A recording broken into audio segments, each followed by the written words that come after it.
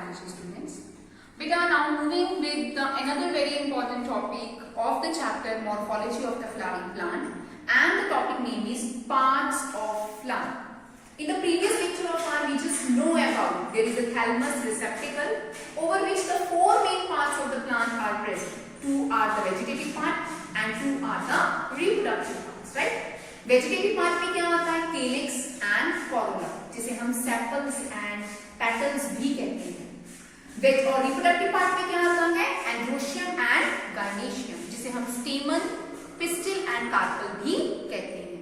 Okay, तो अब हम इनकी कंप्लीट डिस्क्रिप्शन करेंगे कि कौन कौन सी टर्म्स जो हैं पार्ट्स ऑफ द फ्लावर के अंदर यूज की जाती हैं. This is a terminology part. Clear? So आज के लेक्चर में पार्ट्स ऑफ द फ्लावर में हम आज तीन ही पार्ट्स ऑफ द फ्लावर उठा पाएंगे, सेपल्स, पेटल्स एंड स्टेमन. गाइनोशियम हम अपने अगले लेक्चर में कंप्लीट करेंगे क्योंकि उसके साथ प्रेजेंटेशन इन बोल्ड है और वो एक इंपॉर्टेंट टॉपिक है. 5 नंबर का नोट उसके ऊपर आता है. First of all, calyx. What is calyx बच्चे? Calyx is sepals, commonly called sepals, denoted by letter K, capital, right? It's a green leaf-like appendages. Flower के ऊपर ये प्रेजेंट होती है, थैलेमस से नीचे, थैलेमस के ऊपर होती है, right? So terminology अगर इन्वॉल्व करें तो calyx is divided into two main terms, gamosepalous, polysepalous. गैमो, जहां पे भी गैमो वर्ड बायो में यूज होता है, इट इज मीन्स फ्यूज्ड, जुड़े हुए हैं. Poly means free. So when the sepals are united, जो सेपल्स इकट्ठे जुड़ जाएं, तो उस कंडीशन को कहते हैं गैमोसेपलस कंडीशन. गैमोसेपलस फ्लावर है ये. अगर उसमें हमें सेपल्स फ्री दिख रही हैं तो उसको हम बोलते हैं पॉलीसेपलस कंडीशन. सेपल्स बिल्कुल फ्री है, राइट? उसके बाद नेक्स्ट हम उठाते हैं पार्ट्स ऑफ फ्लावर में corolla. Corolla is called as petals, denoted by capital C. क्या है ये? Brightened part, colourful part of the flower है जो कि पॉलिनेशन में, स्पेशली इंसेक्ट पॉलिनेशन में हेल्प करता है, राइट? तो इसी तरह से बेटा it is of gamopetalous condition, polypetalous condition. When the petals are United, gamopetalous, and when petals are free on the flower, polypetalous condition. अब कोरोला एंड कैलिक्स से रिलेटेड एक टर्म यूज होती है फ्लावर्स में जिसे बोलते हैं एस्टिवेशन. ठीक है, ये इंपॉर्टेंट है, 3 मार्क्स का क्वेश्चन है. It is a mode of arrangement of petals and sepal on the flower. Flower के ऊपर पेटल और सेपल्स किस तरह से अरेंज हो रखी हैं, उस कंडीशन को कहते हैं एस्टिवेशन कंडीशन. और उनके बेस पे फ्लावर्स 4 तरीकों में हम डिवाइड कर सकते हैं. 4 types of the flower are there in accordance with the aestivation. Valvate aestivation, twisted aestivation, imbricate estivation, and 4th one is vexillary estivation. बेटा वायलेट का मतलब क्या है? बेटा मार्जिन टच वन. जब अगर केलेक्स या करोला, सेपल या पेटल्स के मार्जिन एक दूसरे को टच करते हैं तो उस तरह की अरेंजमेंट को बोलते हैं वाल्वेट एस्टिवेशन. और ये पाया जाता है कैलोट्रोपिस के अंदर, अप के अंदर.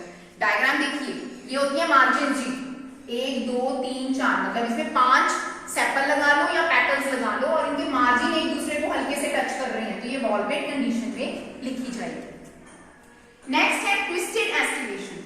When the margin of sepal या petal, one margin overlap another, तो इस कंडीशन को चाइना रोज में देखा जाता है. अब मार्जिन देखिए, एक मार्जिन 1 2 1 2 1 2 3 4, मतलब एक मार्जिन दूसरी मार्जिन को ओवरलैप करती हुई आ रही है, तो इसको बोलते हैं twisted aestivation. Imbricate, when the margins overlap, margin overlap हो रही है लेकिन किसी प्रॉपर डायरेक्शन में ओवरलैपिंग नहीं है. ये देखो क्लॉकवाइज है या एंटी क्लॉकवाइज है, उसमें प्रॉपर डायरेक्शन नहीं है. इस तरह का पाया जाता है केशिया फिस्टुला के अंदर. फाइन, ये देखिए बेटा, this is not a proper, कोई एंटी क्लॉकवाइज नहीं है. एक ऊपर है, एक अंदर है, 2 फिर अंदर है, एक बाहर है, जैसे मर्जी हो सकते. There is no proper direction of the aestivation. Vexillary, this is very very important. Papilionaceae family जब मैं करवाऊंगी वेक्सिलरी एस्टिवेशन हम पढ़ते हैं, पी प्लांट में ये पाया जाता है. असल में क्या कहते हैं कि कहते हैं 5 पेटल्स हैं और 5 पेटल्स एक खास तरतीब में, अरेंजमेंट में अरेंज्ड हैं फ्लावर के ऊपर, और वो अरेंजमेंट है 1+2+2 अरेंजमेंट। एक लार्जेस्ट पेटल है, दो लेटरल मीडियम साइज की पेटल्स हैं और दो स्मॉल पेटल्स हैं, दो की फ्यूज्ड हैं। ये देखिए, this is a largest petal, largest, दो लेटरल मीडियम साइज की, दो स्मॉल जो कि एक दूसरे से यूनाइटेड जुड़ी हुई है। फ्यूज में हम ऐसे लिखते हैं। अरेंजमेंट हम कहते हैं 1+2+2 in bracket means fused. very important, vexillary activation found in Papilionaceae family P में देखी जाती है और इसका हम आगे जाके फ्लोरल डायग्राम में 3 नंबर का क्वेश्चन करेंगे। आपको फ्लोरल डायग्राम बनानी है, फ्लोरल फॉर्मूला लिखना है इसका, तो learn it and just remind it to your brain. तीसरा पार्ट ऑफ फ्लावर में आइए एंड्रोशियम, जिसको कि हम बोलते हैं stamens, male reproductive part of the flower, और इसको लिखा जाता है कैपिटल ए के साथ डिनोट किया जाता है। कंडीशन एपिपेटलस, एपिफिलस हो सकता है। एपिपेटलस का मतलब है when the stamens are attached to petal. कई बार कई फ्लावर में स्टेमन पेटल्स के साथ अटैच हो जाते हैं, तो एपिपेटलस कंडीशन। ब्रिंजल में देखा जाता है। Epiphyllous when the stamen attached to perianth. अब बेटा पेरियंथ आप पूछेंगे, पेरियंथ किसे बोलते हैं? कई प्लांट्स में जैसे कि अनियन में, गार्लिक में, जिंजर में, गार्लिक एंड गार्लिक के अंदर अगर हम लोग ज्यादातर देखें, अनियन में भी देखें, तो पेरियंथ पाया जाता है। मींस उसमें सेपल या पेटल में डिस्टिंग्विश नहीं हम कर सकते, एक ही बस वर्ड प्रेजेंट होता है जिसको कि हम टेपल्स या फिर पेरियंथ पार्ट कह देते हैं। तो जब हमारे स्टेमन उन पेरियंथ के साथ अटैच है, मतलब ना तो वो सेपल है ना वो पेटल है, बस वो एक ही वर्ड है जिसको पेरियंथ बोल रहे हैं, तो उस कंडीशन को हम कहते हैं एपिफिलस कंडीशन, और उनको टेपल्स भी कहा जाता है। ओके, तो लिली में ये देखने को मिलता है, एक वर्ड होता है जी, बेशक उसको सेपल समझ लो, बेशक उसको आप पेटल समझ लो। फाइन। एक और टर्म यूज होती है एंड्रोशियम में, पॉलीएंड्रस कंडीशन। क्या होता है? Stamens free, when the stamens are free, not attached to anybody. Fine.